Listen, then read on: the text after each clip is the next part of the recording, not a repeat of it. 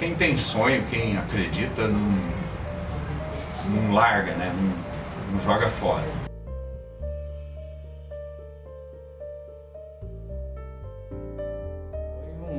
Foi um dia dos mais perigosos da minha vida, sabe?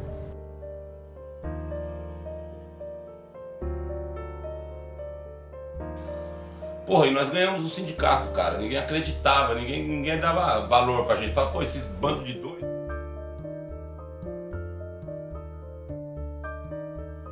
Na penúltima diretoria dele, entrou alguns funcionários da White Martins aqui, na Autonomista. E um deles chamava Haroldo. E ele rachou, né? Tanto que na última diretoria, a qual a gente derrotou nas eleições, o Haroldo fazia parte, ele que começou a oposição. Ele fazia parte da diretoria do Pelego, rachou, ele se reivindicou da CUT, do PT, entendeu? E como eu trabalhava na White Martins também, ele começou como é que chama? A trabalhar a militância, né? Mas a partir daí nós começamos a fazer panfletagem nas fábricas. Era eu, ele e mais ninguém, certo?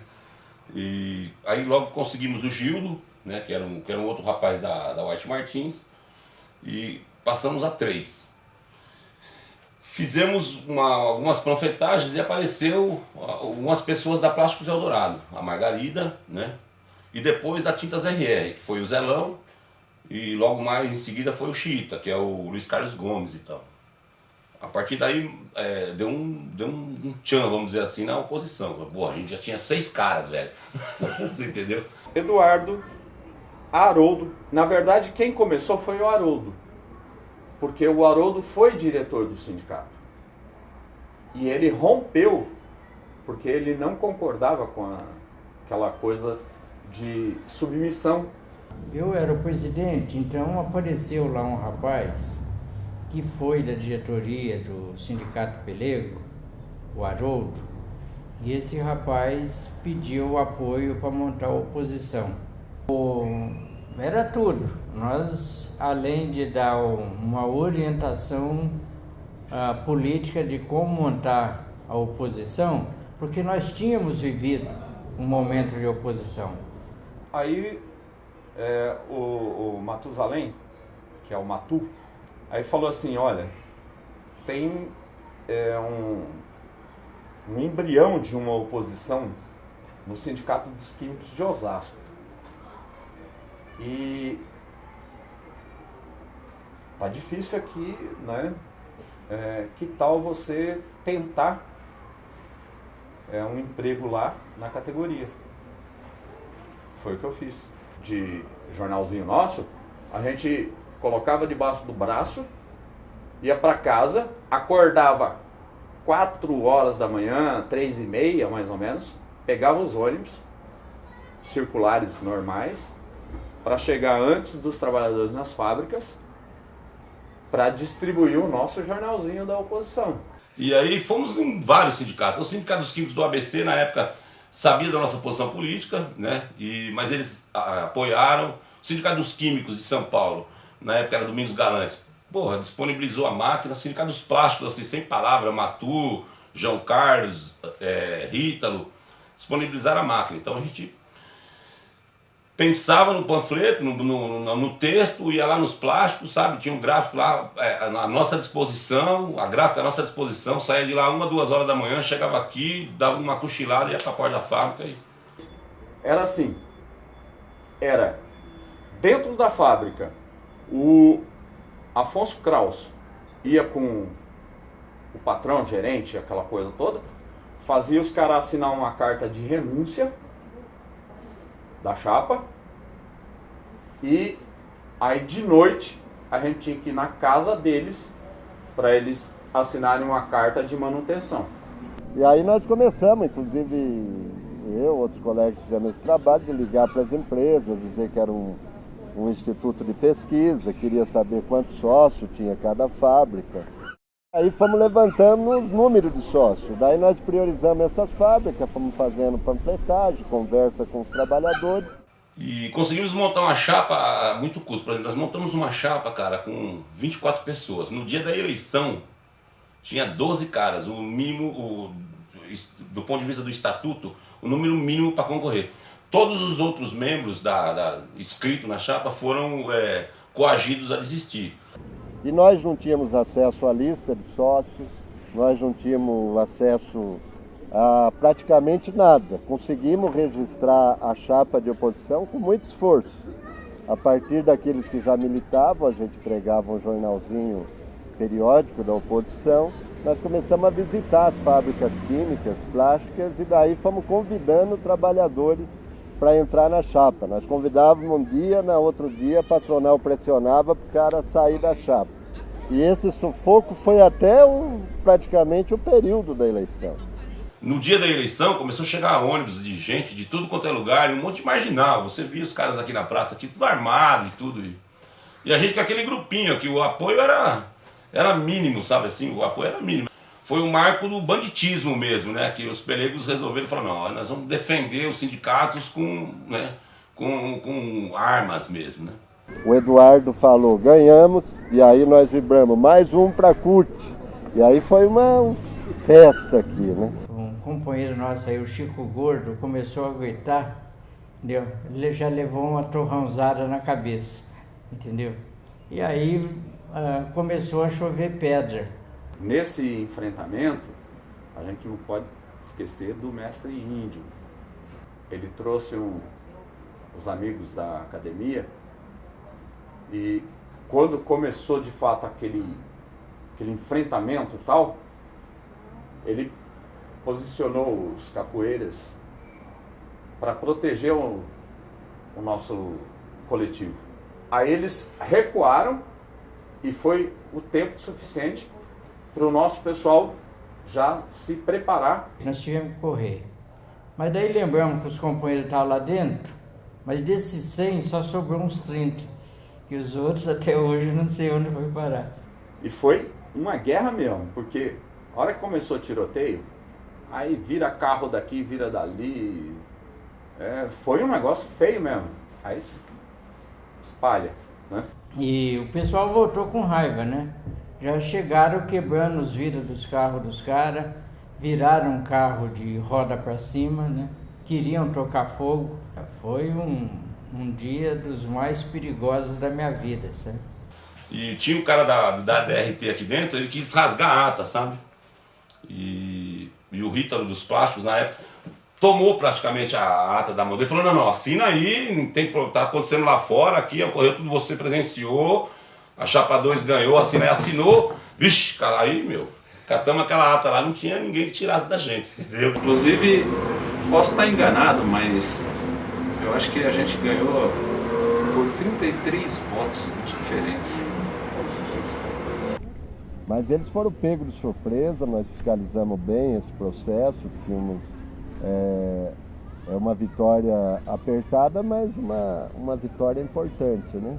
O Sindicato dos Químicos de Osasco é um entre muitos sindicatos cuja direção foi conquistada por oposições sindicais combativas. Está reagindo de um jeito forte à ditadura, além de toda a reação, toda a luta que teve do pessoal de esquerda no final, com o AI-5, no começo dos anos 70, final dos anos 60, etc.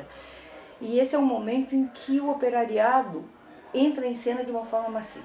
Em 83, nessa onda de movimento, de conquistas, de luta pela liberdade, é fundada a CUT, a Central Única dos Trabalhadores, que é uma central diferente mesmo das que existiram anteriormente a 64. A CUT foi formada por duas grandes experiências, a experiência dos sindicalistas autênticos e a experiência das oposições sindicais, né, que tinham em comum as bandeiras com que a CUT foi fundada. Tinham algumas diferenças. As direções sindicais chamadas autênticas, elas nascem dentro dos próprios sindicatos. Nascem, de certa forma, acostumadas com a estrutura sindical, querendo a combatividade, querendo a luta. E as oposições sindicais vêm por fora. Porra, e nós ganhamos o sindicato, cara. Ninguém acreditava, ninguém dava valor pra gente. Fala, pô, esses bandos de doido. Eu tava com 20 anos, né? Na época, foi o dirigente sindical mais novo do Brasil, né? Eu não media as consequências. Eu não sabia nem da responsabilidade do que era ser diretor de sindicato. A gente estava preocupado em fazer a revolução. Para que o sindicato, de fato, fizesse a função legal, aquela coisa de... né? Então, o fato de você começar a chegar aí na porta de fábrica, subir panfleto, conversar com o trabalhador, porra, no início, grande parte, né, para não dizer a maioria dos panfletos que a gente distribuía, ficava no chão, sabe? E a insistência é grande, com carro de som e tudo, e a conscientização, o crescimento da sindicalização, as lutas, né, específicas por fábrica, isso foi dando uma organização na categoria, né? Mas foi muito difícil, não foi fácil não. Que abrange muito o serviço temporário, certo? Tem que entrar um acordo coletivo nosso desse ano, certo? Como hoje está vendo aí o Pacto Confute, irá do pessoal lá de São Paulo, nosso pessoal também, certo? Da CUT pela base. Então, assim, tem que entrar esse acordo coletivo do serviço temporário. No meio de todos esses debates, vários coletivos sindicais, sindicatos de oposições sindicais, se uniram e formaram uma corrente chamada CUT pela Base, da qual a oposição sindical dos químicos de Osasco fazia parte. No que ela se diferencia? Traz uma ideia muito forte de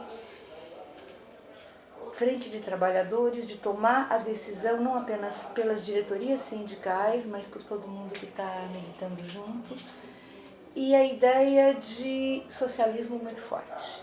Tinha bastante luta, ainda estávamos no final daquele período da movimentação para as eleições diretas, né? Então, no ano de 90 foi este ano. Por outro lado, tinha o problema político da eleição do Collor, que logo em seguida veio os planos econômicos que atacaram os trabalhadores. Início de 91, meados de 91, começou o processo do Fora Collor, que foi uma ação que todo mundo vai reivindicar como sua, mas nós, como movimento sindical, reivindicamos como nossa, porque nós tivemos participação ativa. Isso não é negociação, isso é ditadura. E a ditadura já foi o tempo. Ditadura já era, gente, não existe ditadura. Nós viemos em 90, né, uma gestão posteriormente. A direção era presidente e nós viemos no primeiro congresso da categoria. E lá a primeira proposta que fizemos debate foi mudar o presidencialismo para o colegiado, né? E esse era o debate, né? Estávamos fazendo uma transição da direção presidencialista para a diretoria colegiada.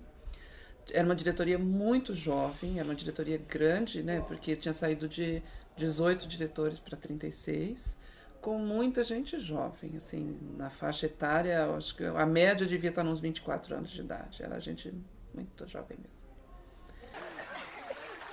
Os trabalhadores químicos e plásticos de Osasco e região. Vou chamar um companheiro aqui para conversar com a gente, viu? Ô companheiro, faz favor. Chega aí, vem cá.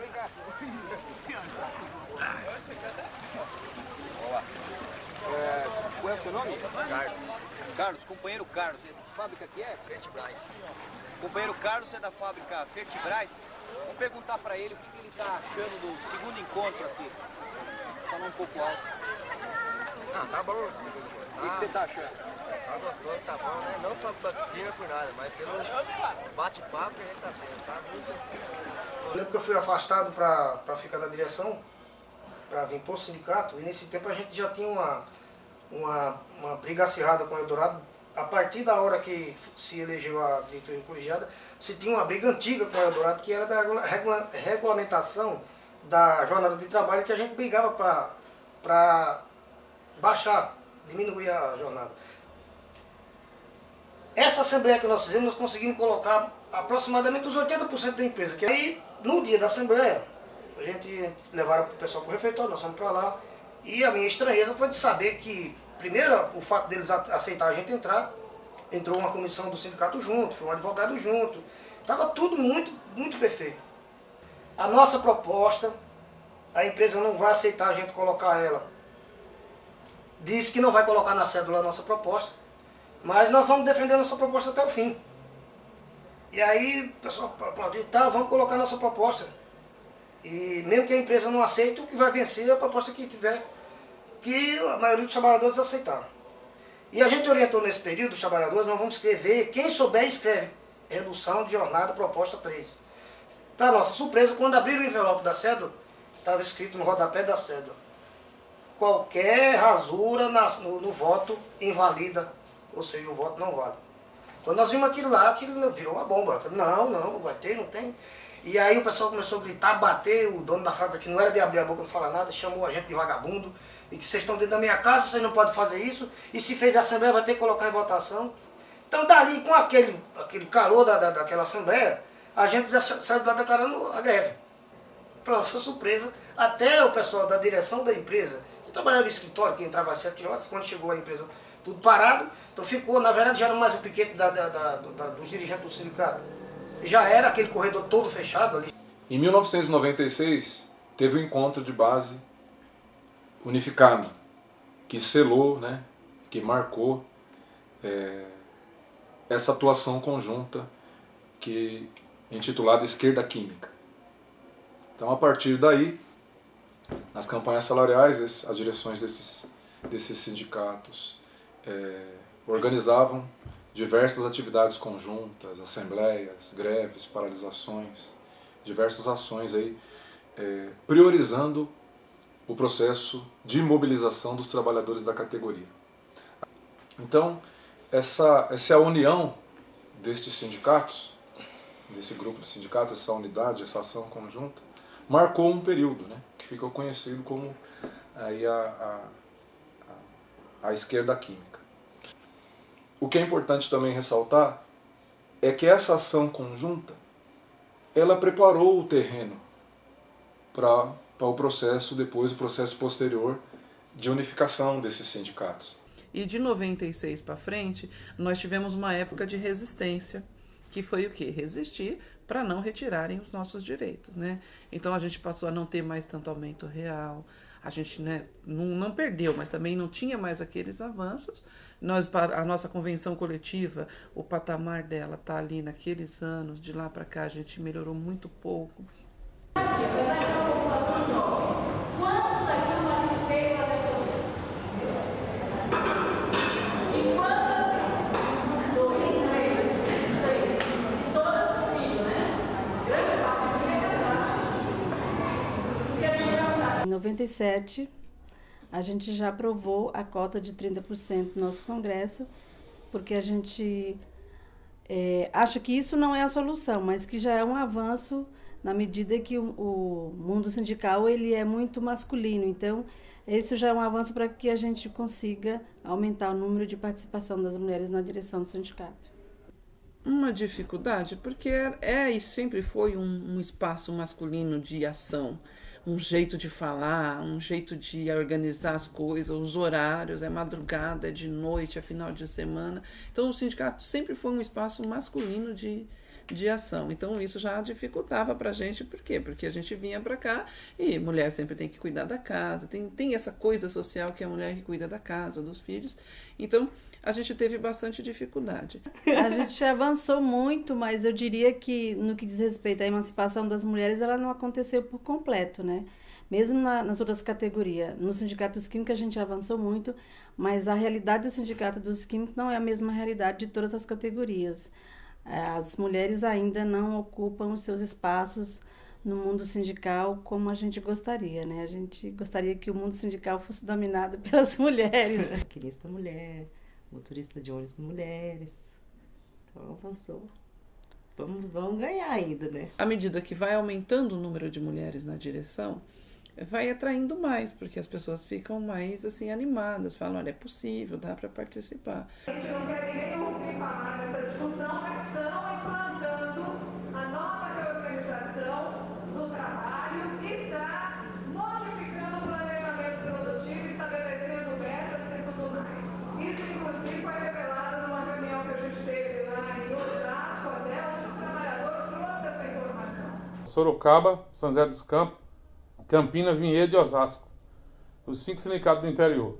Aí, toda vez que a gente ia discutir campanha salarial, nas plenárias que tinha, nós dizíamos o seguinte, o grupo dos 5 sindicatos, os 5 sindicatos do interior para debater com o sindicato da ABC e o sindicato de São Paulo, os 5 de São Paulo. Aí criou esse bloco dos 5 sindicatos. E o grande parceiro nosso era os companheiros dos químicos de Sorocaba. Então se aproximamos muito com os companheiros, né? Avançamos até chegar no seminário, lá em 96, né? E infelizmente, numa questão de estrutura, de debate, né? Como seria essa unificação, acabou não dando certo. Eles foram parar na força sindical, porque o que eles alegaram para alguns companheiros, por batedores, não diretamente em oficial em reunião, é que eles não tinham estrutura, não tinham dinheiro e precisavam de dinheiro, e a solução deles era a força sindical que tinha dinheiro, aí filiaram a força sindical. Aí a gente começou a conversar com Campinas, e Campinas teve interesse na unificação. Aí Vinhedo procurou Campinas para discutir a unificação. Aí Campinas nos propôs o seguinte, para unificar tinha que unificar com o Vinhedo junto. Eles tinham interesse em unificar, mas eles interessavam muito em unificar com o Vinhedo, que estão muito pertinho lá. Aí assim fizemos. A gente discutiu a unificação dos 3 sindicatos. E aí eles vieram conversar com a gente e nós iniciamos o nosso primeiro processo de discussão, foi com os químicos de Sorocaba. Aí depois, em 95, nós, num congresso da CNQ, que foi em Atibaia, nós nos encontramos com o pessoal de Campinas, de Vinhedo, de São José dos Campos, e também estava Sorocaba, e aí nós montamos o que nós chamamos de Esquerda Química. Unificando o sindicato. E o nosso pensamento era fazer um grande sindicato de base, né? E em Campinas, o fomentador desse debate foi o companheiro Arley Medeiros. Porque quando eu liguei para o Arley Medeiros falando do nosso 7º encontro, o companheiro falou, olha, vamos fazer esse unificado com Sorocaba, com a gente, né? Vamos levar a base e de fato vamos fazer um encontro unificado. Daí nasce o encontro unificado, né? Que nós deixamos de fazer o 7º encontro e virou o primeiro encontro unificado, com Osasco, Campinas, Vinhedo, Sorocaba e São José dos Campos. Foi se filtrando as discussões políticas e aí sobrou Campinas, Osasco e Vinhedo. Aí nós começamos a fazer encontros unificados, atividades, fizemos muita atividade conjunta. A gente tinha uma ação que a gente chamava de mutirão, que era quando a gente escolhia uma fábrica grande numa região e iam todos os dirigentes sindicais para cada empresa. O sindicato está sempre presente na porta da fábrica, né, nas assembleias, nas paralisações, nas greves. Então todo mundo conhece, né, os camaradas de Campinas, de Osasco, e todo mundo respeita, né? Então hoje falar de Vinhedo é falar de Campinas e de Osasco. Então a unificação para Vinhedo foi essencial, tanto para a existência política, como também, né, no suporte financeiro e nas questões também de apoio, né, às outras entidades sindicais, aos movimentos sociais.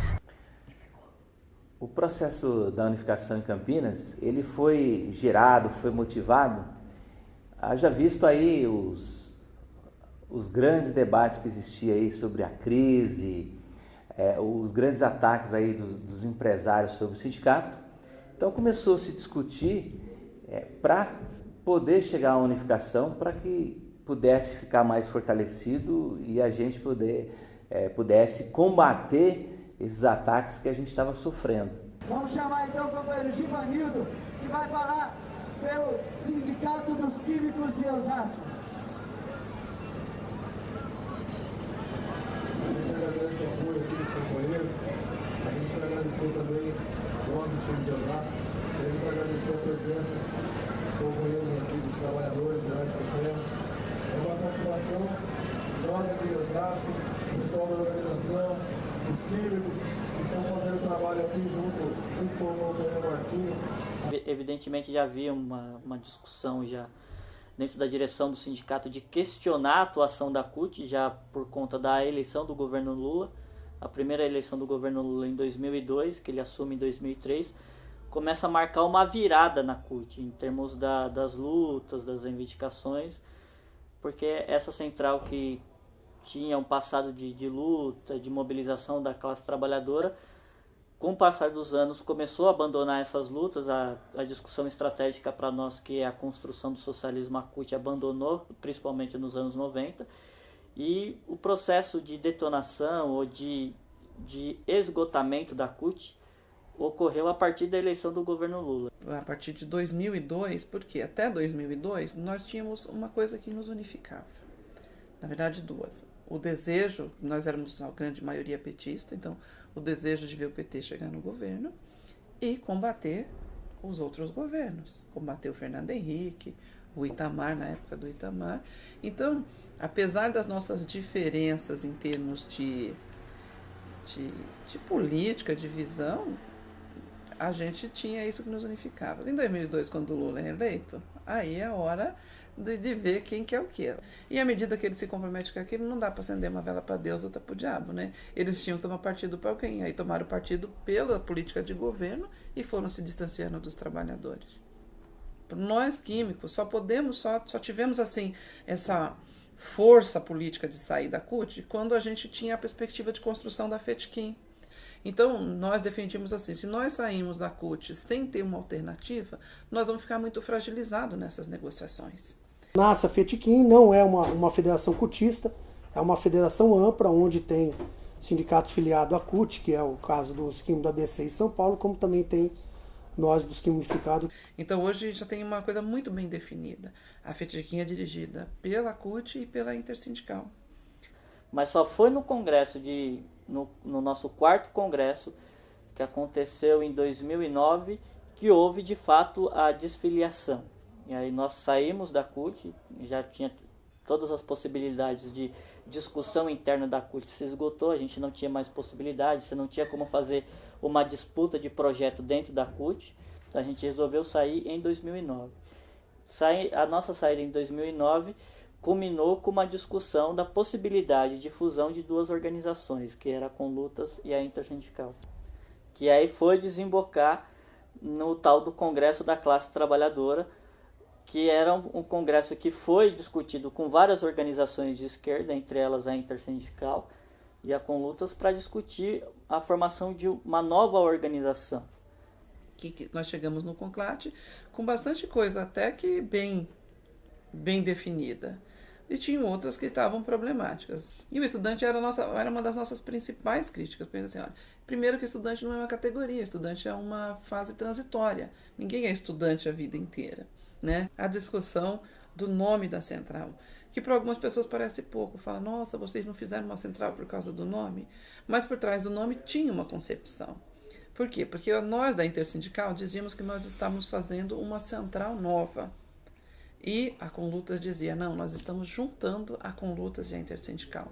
Então tem uma concepção muito diferente aí colocada. Porque para nós, se é o novo, então a gente tinha que enterrar ali os velhos, pegar o que era bom, a herança dos velhos boas e construir o novo. E para eles, não. Então, a gente tentou fazer reuniões para tentar resolver esses problemas que estavam colocados. A gente não conseguiu avançar nessas resoluções desses problemas, e a gente, dentro da Intersindical, começou a fazer um debate de que a Intersindical precisa tomar uma postura diferente do que vinha sendo até agora. A Intersindical estava se colocando como um movimento, como uma fase de transição até chegar numa central, e o que a gente percebeu é que esse período de tentar fazer essa discussão com os companheiros da Conluta e com outras organizações não ia surtir o efeito que a gente desejava. Passamos a partir daí começar de fato a pensar a Intersindical como uma central sindical. Que foi a categoria definiu que nós vamos nos filiar à Intersindical, que está surgindo aí como uma alternativa para a classe trabalhadora, e na verdade está indo em contramão de tudo que tem acontecendo no nosso país, porque onde os movimentos sociais estão se fragmentando, a Intersindical está unindo esses movimentos sociais, unindo a classe trabalhadora, surgindo aí como uma alternativa. E agora a nova filiação, a Intersindical, onde os trabalhadores votaram e concordaram que a Intersindical seria uma nova ferramenta desse sindicato para juntar gente, juntar pessoas, né, da esquerda, para continuar, né, para continuar o trabalho da esquerda, no campo da esquerda. Portanto, o que nós temos de alternativa para apresentar para a classe trabalhadora nesse momento é o fortalecimento da Intersindical como a nossa central, que ela tem os mesmos princípios os mesmos princípios que os nossos, de liberdade e autonomia sindical. Ela não pode estar atrelada a partidos, não pode estar atrelada a governos, tem que ter completa independência e autonomia em relação aos partidos e aos governos, e que tem que ter um corte muito claro. A nossa perspectiva nessa sociedade é uma perspectiva de transformação desta realidade, a construção do socialismo.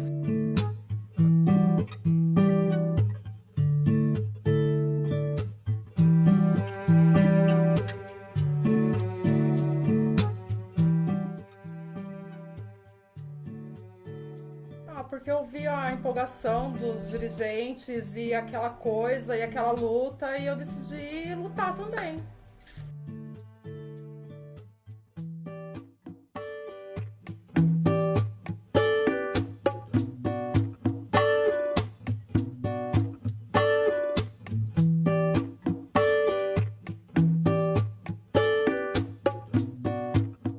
A importância que tem do sindicato na vida dos trabalhadores, eles não sairiam daqui, eles ficariam constantemente dentro do sindicato.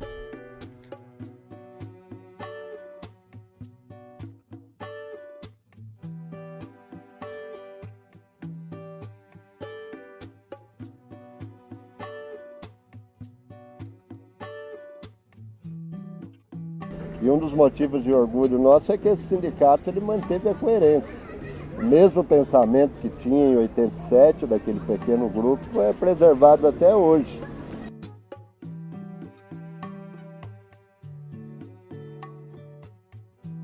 É que a gente consiga manter o nosso papel, o nosso compromisso que a gente tem com os trabalhadores. O sindicato ele tem um papel e ele é um instrumento de luta da classe trabalhadora. O sindicato ele não pode perder este referencial.